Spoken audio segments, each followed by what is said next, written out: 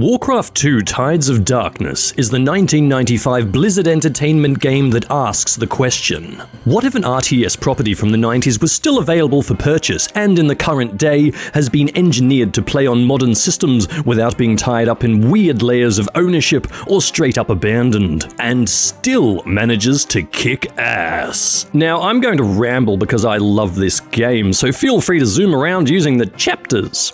I'm an RTS nut, controlling sprawling armies and building empires while looming over everything like a god. Bliss. But one of the very first RTS games I remember playing was War II. We got it in a battle chest with War I and the War II expansion Beyond the Dark Portal. It had manuals that my brother and I would pore over, soaking up the histories and unit information and relishing the illustrations from Sam Wise and Chris Metzen. From there, things flowed into AoE and AoE 2, Total Annihilation Kingdoms, Rise of Nations later on, etc. But War II is what grabbed me by the lapels and taught me how to micromanage, use hotkeys effectively, and operate with a roster of different units. It also taught me that if you poke animals long enough, they'll eventually explode. I don't recommend trying to replicate this in real life.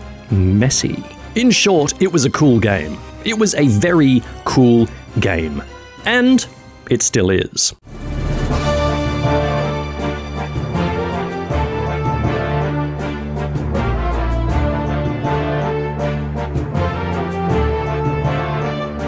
The OG Warcraft, Orcs and Humans came out in '94 to an enthusiastic reception and helped solidify the finances of the company. Prior to release, Blizzard looked at what the near future held after Westwood's Dune 2 and didn't see another RTS property in sight. Time to get cooking. They took a toke on whatever Dune 2 was smoking and applied a fantasy varnish. Lovely. What's not to like? You see, we're in the age of chaos here, and there's a bit of a situation going on with peace-loving humans and murderous orcs. Bloodthirsty green boys from another world have opened up a dimensional rift through to the world of the humans, thanks to stinky old Medivh, the filth wizard. And they're looking to get down and boogie, or oogie-doogie. It's hard to tell with these guys. The humans of Azeroth have done well for themselves. They've toiled and flexed and turned the land into a veritable paradise. They're honorable, just, and probably floss every day. It's pretty try-hard, but you've got to give them props for effort. Peace reigned and everyone rejoiced. Until orcs start sweeping through the land and smashing shit up. They're green, they're pissed, and they're super gross. All of a sudden, it's war. Sublime war. And the prize? Azeroth itself. Now, the two campaigns in War I do not intertwine. If you beat the Orc one, you slay the humans, and you're the new war chief. In the human one, you beat the orcs at Blackrock Spire, knock off crazy Medivh, and you're the new king. Cool. But canonically, it's the events of the Orc campaign that are carried through to War II, with a few smatterings from the human campaign. While Dune 2 established the well-known RTS blueprint of collect resources, build army, kill other army, Warcraft had a greater depth of possibilities for campaign missions. Some have you without a base, and you need to manage with the units you start with. Some have you traveling through dungeons, facing ogres, slimes, and other ghouls. Kind of a team-based dungeon crawler with the scarce selection of units as your crew. Very sexy. In regard to base mechanics, in War I you had to do battle with some very tight RTS constraints. You had to establish buildings around roads, like using concrete slabs in Dune 2. It's cool, and I get it. It teaches you to properly establish a base that connects, and it stops a player from popping buildings up wherever they please. It limits your spread and draws in whatever strategies you can use. Thumbs up. But do you know what gets an even bigger thumbs up? Not having to do that. Fast forward to War II and already the corners have been knocked off. Where we're going, we don't need roads. You can build stuff wherever you like.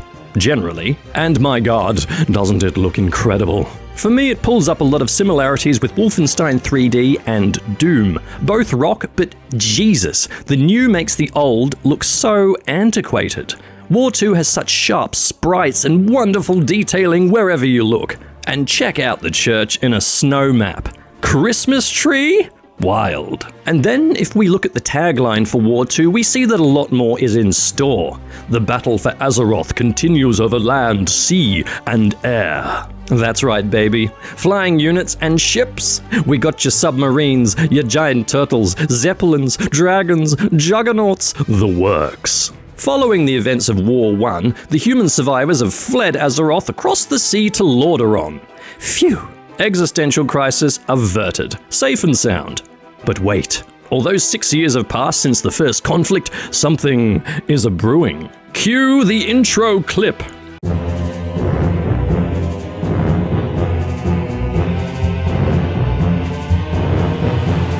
The once mighty army of Azeroth lay among the blackened and charred remains of Stormwind Keep.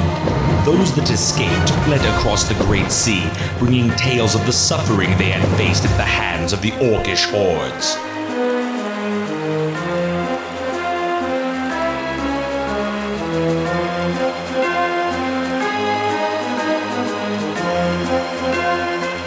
Eager to engage in battle once again, the Orcs constructed ships of war to bear them across the Great Sea.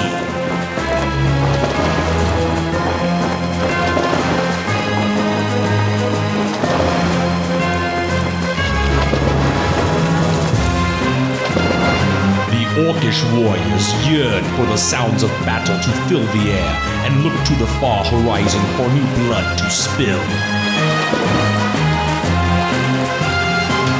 Using the weapons forged by their new allies, the humans made haste to prepare for the onslaught. While dwarven cannon were being loaded, others armed themselves with elven steel and mail.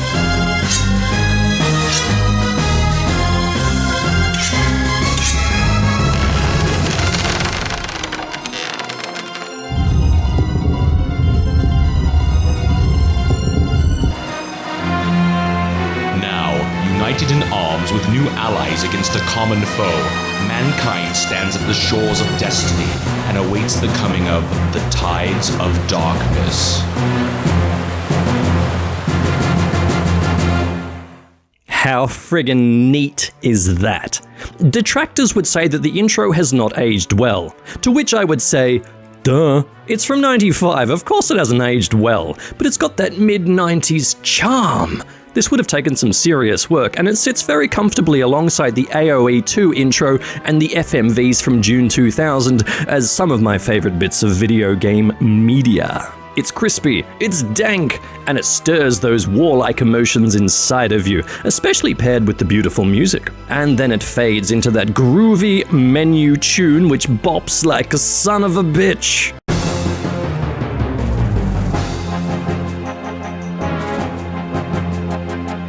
Still gives me goosebumps. Lovely stuff. It's cool too that if you linger long enough on the menu, you're treated to a demo of both factions having a scrap. I never knew about this for years because I would dive right into the action and either load a saved game or start a new custom skirmish. But it's very cool that it's there. Very cool indeed. The events in War II can be explained fairly concisely. Orcs invade Lordaeron, still itching for some of that human coochie. The human nations form the Alliance of Lordaeron with Lothar as the supreme commander. Orcs lead a southern offensive and a northern offensive, and all but wipe out the dwarfs. Sad. Everything's coming up orky, but then they start to fight each other due to the betrayal of the warlock Gul'dan, who wants to raise the tomb of Sargeras for shits and giggles. The humans take the initiative and push them back down to the south. Things look good, but Lothar dies, succeeded by Turalyon, who has a much sexier voice. Everything climaxes with the destruction of the gateway into the human world, the Dark Portal, and results in a human victory. Phew.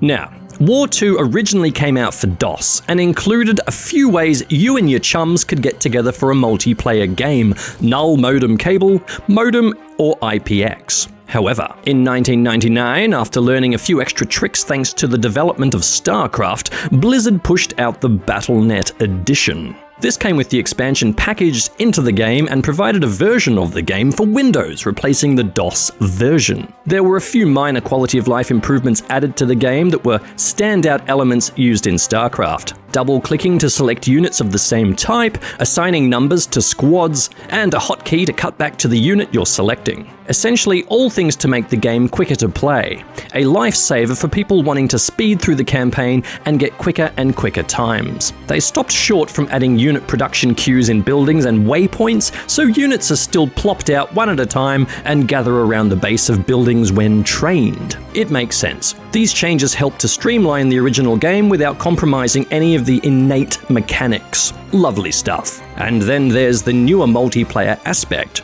Games played online via Blizzard's Battlenet service. I personally never used this, as I don't believe I ever played War II with others, but I did hear about it. But by this time it was in relation to StarCraft, which is understandable. It was the hot new property after all.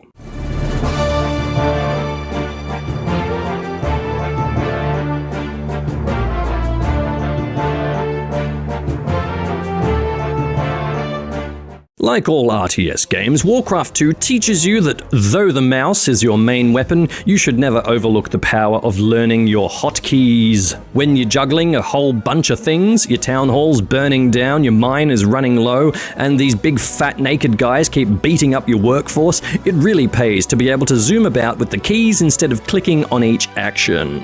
I would recommend paying close attention to the keys for training each unit, as things might have turned to crap and you need to get each barracks pumping out soldiers until the cows come home. The core mechanics of the game are fairly bog standard, and if you'd played War I, not much would come as a shock. You have your builder units, peasants and peons, who unsurprisingly build stuff. They also gather 2 of your 3 resources, gold from a gold mine and lumber from surrounding forests. They can also repair damaged buildings and, a pro tip, can accelerate the construction of a building if they are allocated to it when it's already under construction. Essentially, they're repairing the building. If you right-click the builder on the worksite, their repair button will highlight. Pretty nifty, huh?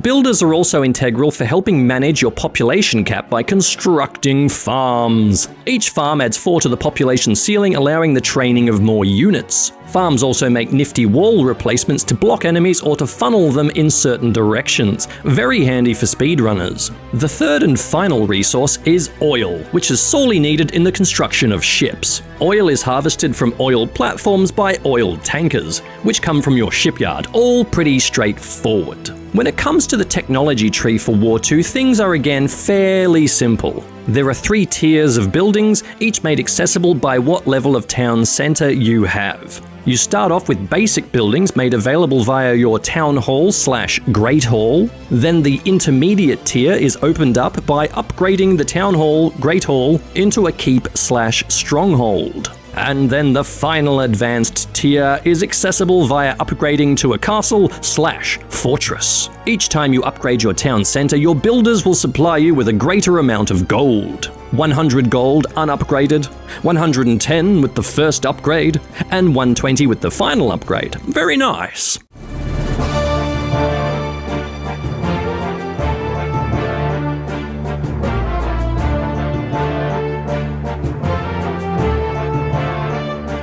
Now, don't let the titles of buildings get you confused. The humans and orcs are direct copies of one another. Their buildings just have different names, sprites, sounds, and train units that look different but act very much alike. Briefly, you have your town center which upgrades twice. We've covered that. Gold and lumber can be dropped off here, although there's an auxiliary building for lumber too. We'll get to that. Then you have your barracks where you train all but a few units. The lumber mill is a secondary drop-off site for wood gathering, and it also provides an extra 25 lumber per load and houses upgrades for your ranged foot units, as well as allowing the training of said units at the barracks. There's a blacksmith that gives upgrades to attack and armor for your troops and attacks for your siege weapons, as well as allowing the building of your siege weapons. Now, be careful with siege weapons. They rule against buildings and compacted foot soldiers, but boy are they slow. They'll die in the blink of an eye if you hit some fast knights or ogres, and they can cause untold damage to your own troops due to their splash damage. Ouch. Shipyards give you ships, duh. Oil refineries are secondary oil drop-off sites if your shipyard is too far away, and they also give plus 25 oil per load. Foundries give ship upgrades and allow the training of water transports and heavy battleships. The stables/ogre mound lets you train heavier soldiers at the barracks. The church/altar of storms both upgrade these heavier soldiers into improved versions and allows the researching of spells they can cast. There's a technology hub that gives you a flying scout, a suicidal demolition unit, and a submersible ship unit that is invisible unless spotted with a flying unit, towers, or other submersibles. Damn. A magic-focused building trains your heavy magic user and allows the researching of their available spells. This is easily my favorite building, especially the orc one, the Temple of the Damned. Love the Death Knights. Love them. There's a building solely focused on training a heavy flying unit, dragon or griffin, and then 3 types of tower. The primary scout tower opens up the fog of war to let you see the bad guys are coming, as well as reveal invisible enemies. The guard tower shoots arrows and is easily the best against the heavy flying units. Build lots of them around your base. And finally, the cannon tower, which is handy against scores of foot soldiers due to the cannonball splash damage. Warning, they can't shoot in the air and are susceptible to air attack unless you pair them with guard towers. Phew!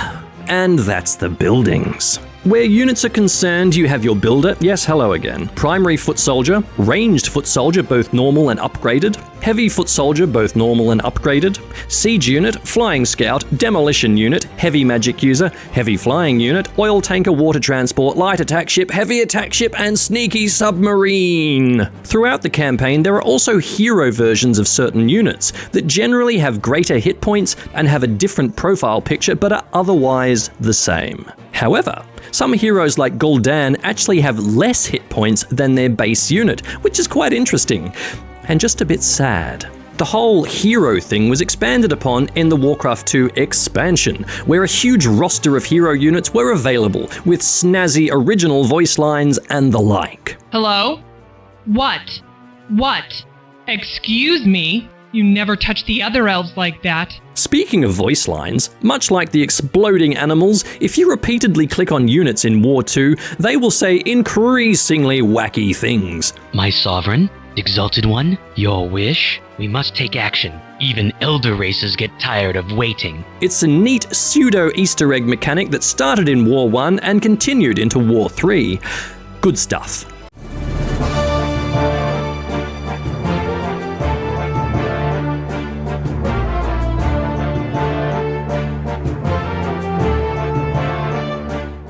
One of the best things about War II is the music. Both orcs and humans have bespoke tracks, with the humans favouring grandiose brass-led blasts of triumphant music with plenty of bells, and the orcs have darker tunes, heavy with drums, choirs, and plucked strings.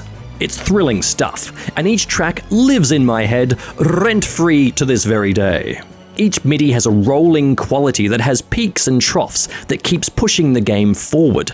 It's perfectly suited to this sort of experience. Each in-game piece is about 3.5 minutes long, which sounds like they would get repetitive, and yet, I've never found that to be the case. The flow and evolution of each composition manages to switch from being active in the front of your mind to then receding to the back of your brain to become a rhythm carrying the action. Take the track Orc 1 for example. It begins with this intense drumming and chilling minor choir, like something out of a pirate movie, and then falls back into a wild riff on the harpsichord. This then grows steadily more intense, before breaking again, and then crescendoing once more to return you to the initial riff. It's real battle music that calls forth images of hordes of troops bursting from dark forests to lay waste to an unsuspecting village in the valley below. Glenn Stafford is the man.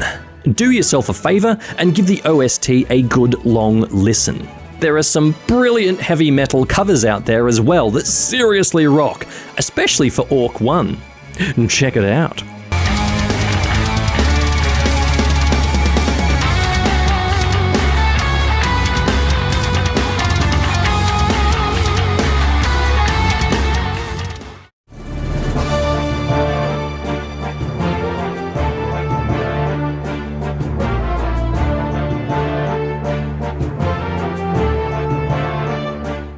Once you've wormed your way through the campaigns and don't know what to do with your life, why not try making your own maps? Slap open the map editor and get creative, get crazy, get cute? Custom maps are called PUDs. Oh, maybe a little bit of pud then. What a bloody surprise, mate. You got room for pud.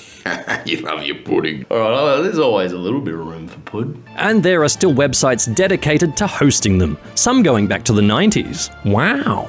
The map editor came with the original game, and saved maps are integrated into the available roster of maps in the custom map selection menu. Here you can fool about using whatever tile set you want, operating on a grand or minute scale depending on your vision. I spent so much time in this program, it's ridiculous. From here I later jumped into making Doom maps using Doom Builder and custom stuff for Neverwinter Nights, but it all started here. Want to fill a whole map with demons or skeletons? What are you waiting for? Just do it. You can also change the values associated to units, upgrades, starting resource numbers. The options are pretty dang extensive. If you get War II, I encourage you to give this program a go. It's one of the easiest editors to use, hands down.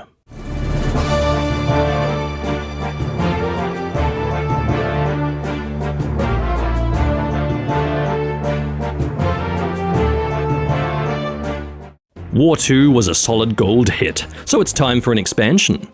The work was farmed out to Cyberlore Studios as Blizzard wanted to get stuck into developing StarCraft. Brilliant! But Cyberlore fell at the first hurdle and failed a milestone check-in.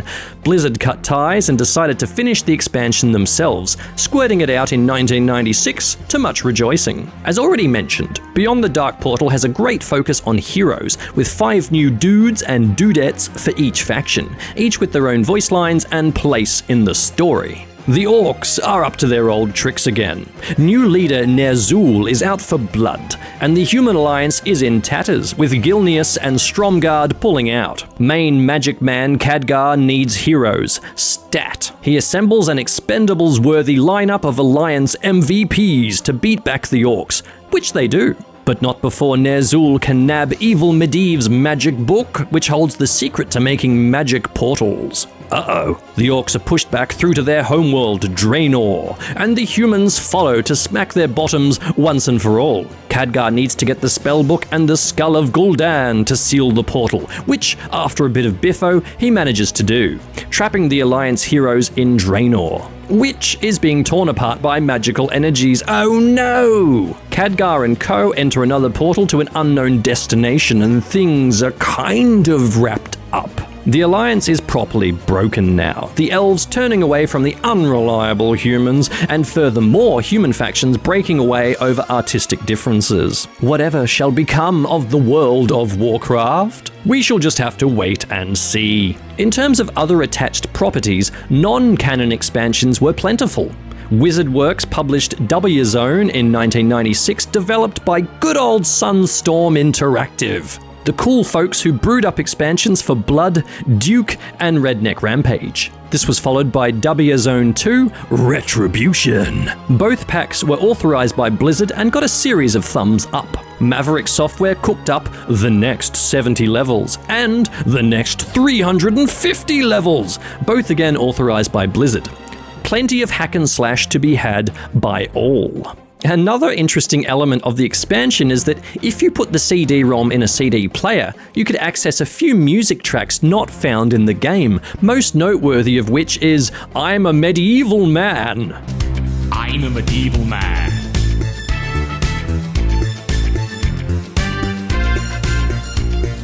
A most humorous Warcraft version of Machine Man from Command & Conquer. This sort of fun back and forth between competing studios really warms my heart and showcases a time where hidden game elements were genuinely surprising, bloody cool, and adorably dopey.